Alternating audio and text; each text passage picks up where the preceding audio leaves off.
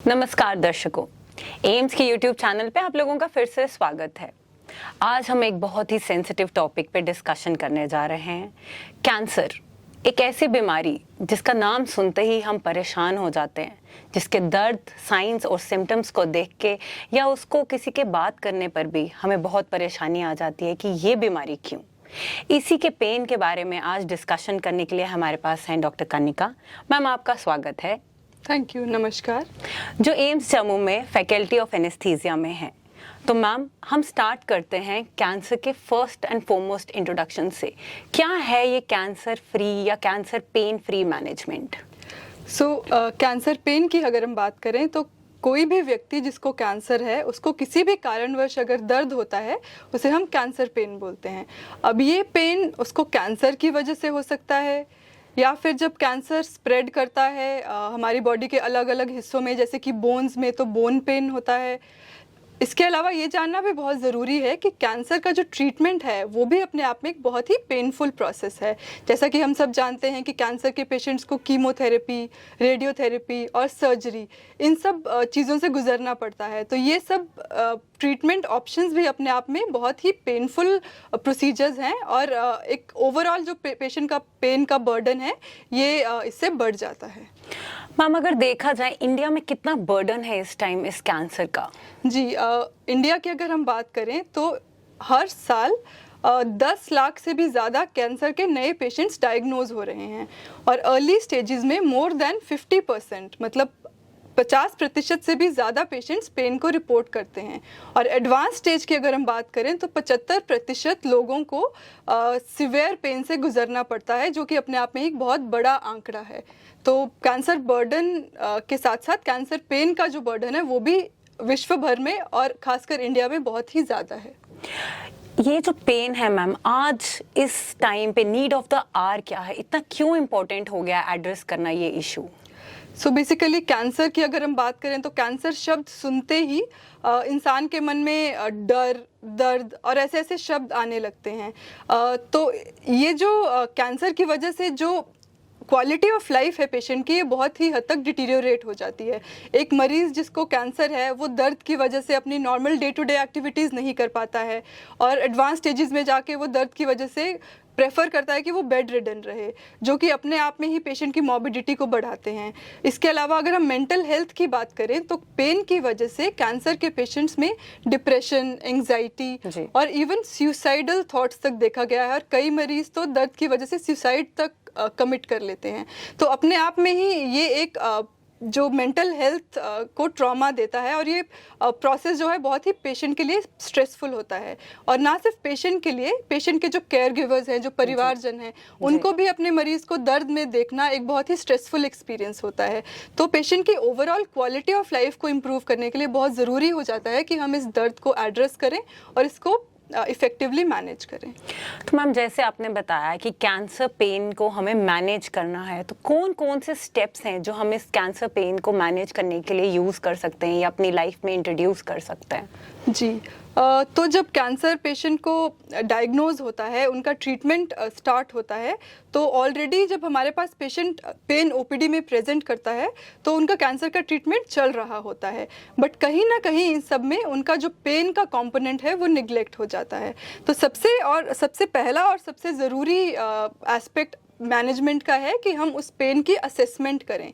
हम देखें कि पेशेंट को कहाँ पे दर्द है, कितना दर्द है। उस दर्द को मेजर करने के लिए हमारे पास पेन स्केल्स आते हैं, जैसे कि जिनका एक एग्जांपल है विजुअल एनालॉग स्केल, जिसमें 0 से 10 तक हम पेशेंट के पेन को रेट कर सकते हैं। पेशेंट अपने आप अपने पेन को रिपोर्ट करता है, जिसमें 0 का मतलब है पेशेंट को कोई दर्द नहीं है और 10 का मतलब है कि पेशेंट को असहनीय दर्द है।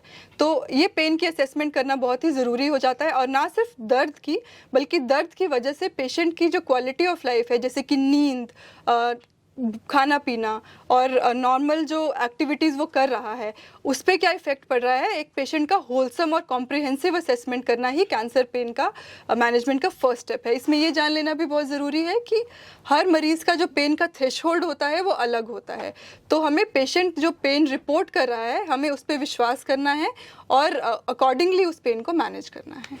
तो डॉक्टर साहिबा से हमने जाना कि पेशेंट तो खुद भी सेल्फ असेसमेंट कर सकते हैं कि उन्हें कितना दर्द है, लेकिन ये एक फिजिशियन या हमारे डॉक्टर्स जो हैं उनकी नज़र में होना चाहिए।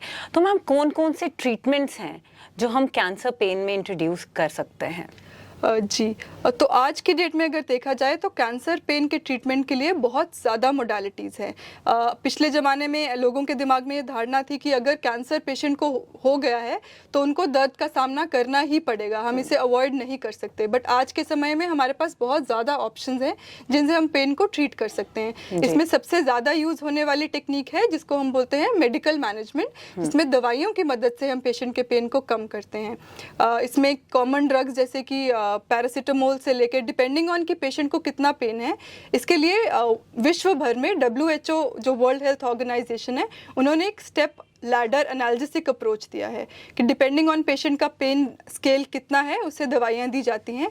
और मॉडरेट टू सिवियर पेन में हमारे पास जो दवाइयाँ हैं जिन्हें हम ओपियोइड्स या नारकोटिक्स बोलते हैं वो यूज़ की जाती हैं। तो इंडिया में इस समय पे मॉर्फिन नामक एक दवाई है जो कि कैंसर पेन को एड्रेस करने के लिए दी जाती है, जो कि एक अपने आप में वंडर ड्रग है जिससे हम काफ़ी हद तक मरीज़ के दर्द को कम कर सकते हैं। इसके अलावा फेंटेनिल या बुप्रेनोर्फिन के पैचेस आते हैं जिससे मरीज़ का दर्द कम हो सकता है। अगर किसी पेशेंट का दर्द दवाइयों से भी नहीं कम हो रहा तो हमारे पास इंटरवेंशंस आती हैं जिसमें कि हम सुई की मदद से पेशेंट की जो नसें हैं जो कि दर्द का सिग्नल ब्रेन तक कैरी कर रही हैं उनको सुन कर सकते हैं या जला सकते हैं।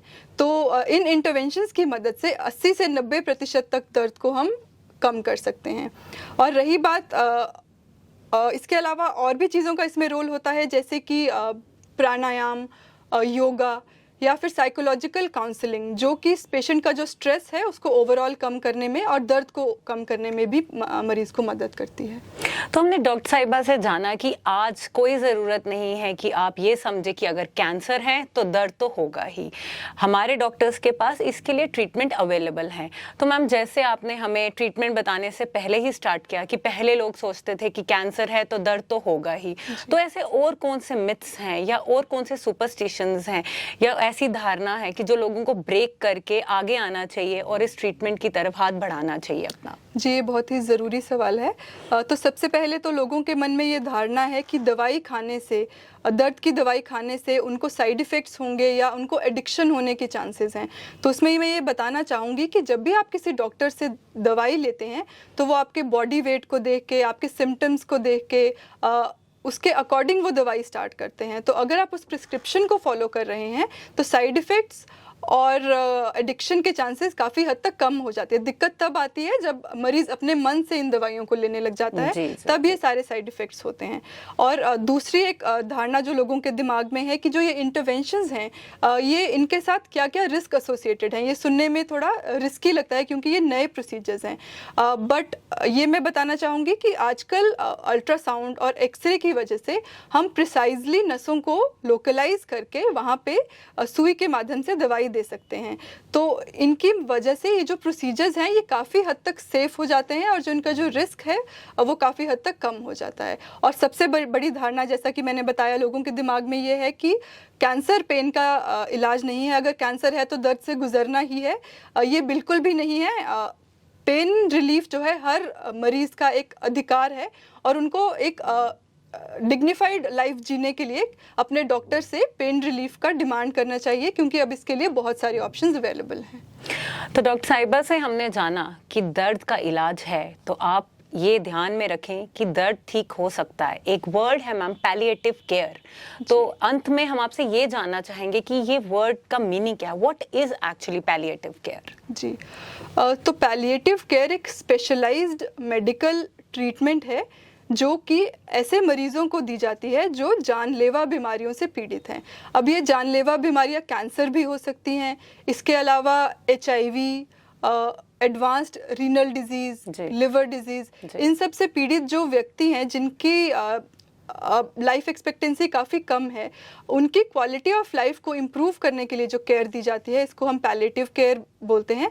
पैलिएटिव पेन मैनेजमेंट इसका एक बहुत इंपॉर्टेंट हिस्सा हो जाता है। इसके अलावा पेशेंट की स्पिरिचुअल वेलबींग, पेशेंट के साइकोलॉजिकल काउंसलिंग, और ना सिर्फ पेशेंट बट पेशेंट के जो केयर गिवर्स और जो फैमिली मेम्बर्स हैं, उनको भी इस डिफ़िकल्ट टाइम के दौरान सपोर्ट करना, इस सब को हम एक पैलिएटिव केयर बोलते हैं। इंडिया में इस समय पैलिएटिव केयर जो है वो बहुत ही इसकी कमी है। अगर हम वेस्ट से कंपेयर करें तो वेस्ट में हॉस्पाइस सेंटर्स जिन्हें हम कहते हैं, जहाँ पे ऐसे लोगों को ट्रीटमेंट दिया जाता है ताकि वो अपनी बाकी बची ज़िंदगी को आराम से और डिग्निफाइड वे में गुजार सकें। बट इंडिया में इसका काफ़ी हद तक अभी ऑप्शंस कम है, और हमारी कोशिश रहेगी कि हम जितना हो सके कैंसर पेन और पैलिएटिव केयर जितना हो सके उसको उनको हम प्रोवाइड करें, और उनकी जो बची हुई लाइफ है उसको आसान बनाएं ताकि वो इजी और डिग्निफाइड वे में इस दुनिया से जा सकें। जी मैम, तो हमने डॉक्टर कनिका से आज काफ़ी विस्तार में जाना कि अगर कैंसर है तो कैंसर पेन मैनेजमेंट भी है। तो अगली बार आप अगर अपने आप को दिखाने जाएं तो अपने डॉक्टर से ज़रूर इस बारे में बात करें। मैम, हमारे साथ बने रहने के लिए और डिस्कशन के लिए आपका बहुत बहुत धन्यवाद। Thank you. Thank you so much.